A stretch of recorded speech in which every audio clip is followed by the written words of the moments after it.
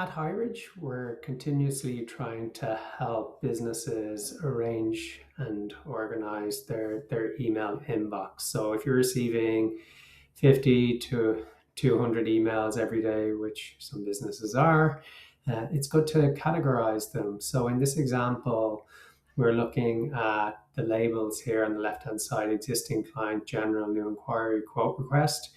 So what will happen is an email will come in, the AI will categorize the email into the specific folder, and then it'll give a notification. This normally goes to the owner of the business. This example here could be a group inbox, but the owner will get a notification to say you have received 50 new quotes, 50 general emails, 50 new inquiries. So this is a good way to prioritize your inbox and jump into the quotes straight away, as they are generally tend to be new leads.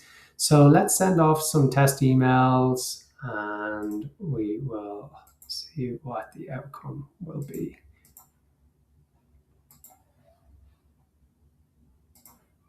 All right, so we have sent them now. Now we're going to go into the automation that's being built here.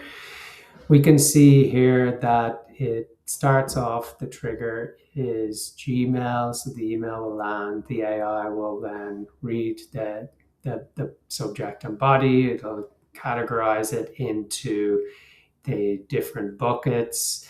Then it'll move it into the designated folder within the email account, and then you will have your notification. So let's run the AI or the automation and see what our results will be.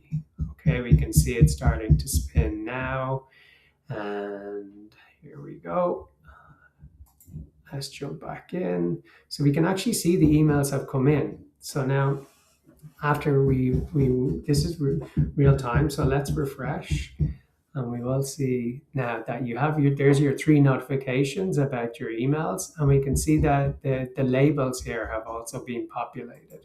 So you can see your existing client query, your new query, and the quote request. So this is a more complex build for Highridge.